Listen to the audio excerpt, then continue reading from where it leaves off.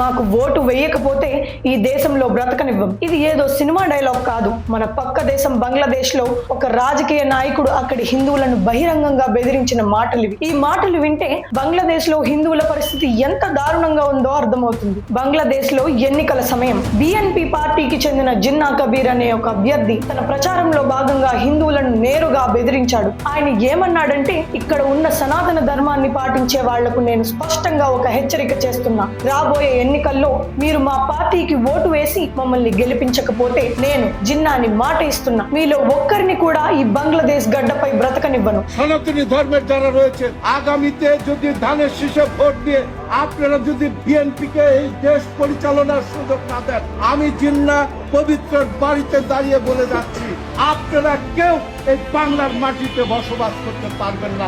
এই বাংলার কোনো স্বাধীনতা ఒక్కసారి ఆలోచించండి. కేవలం తమకు ఓటు వేయలేదన్న కారణంతో ఒక వర్గాన్ని బతకనివ్వమని బెదిరించడం ఎంత దుర్మార్గం. ఇది కేవలం ఒక నాయకుడి మాటగా కొట్టిపారేయడానికి వీల్లేదు. ఎందుకంటే ఇలాంటి బెదిరింపుల తర్వాతే బంగ్లాదేశ్ లో హిందువులపై దాడులు, హత్యలు, వాళ్ల ఇళ్లను తగలబెట్టడం వంటి ఘటనలు విపరీతంగా పెరిగిపోయాయి. గత కొద్ది రోజుల్లోనే ఎంతో మంది హిందువులను దారుణంగా హత్య చేశారు. జర్నలిస్టులను గొంతు కోశారు, వ్యాపారులను నరికి చంపారు. రాజకీయాల ముసుగులో జరుగుతున్న ఈ మతపరమైన హింస అక్కడి మైనారిటీల జీవితాలను నరకప్రాయంగా మార్చేసింది. ప్రజాస్వామ్యం అంటే ఓటుతో తమ నాయకుడిని ఎన్నుకోవడం. కానీ ఓటు వేయకపోతే ప్రాణాలు తీస్తామని బెదిరించడం ప్రజాస్వామ్యమా లేక మత నియంతృత్వమా? ఈ దారుణమైన బెదిరింపుపై బంగ్లాదేశ్ లో హిందువుల దుస్థితిపై మీ అభిప్రాయం ఏంటో కింద కామెంట్స్ లో తప్పకుండా చెప్పండి. ఈ నిజం ప్రపంచానికి తెలియాలి. ఈ వీడియోను లైక్ చేసి ప్రతి ఒక్కరికి షేర్ చేయండి.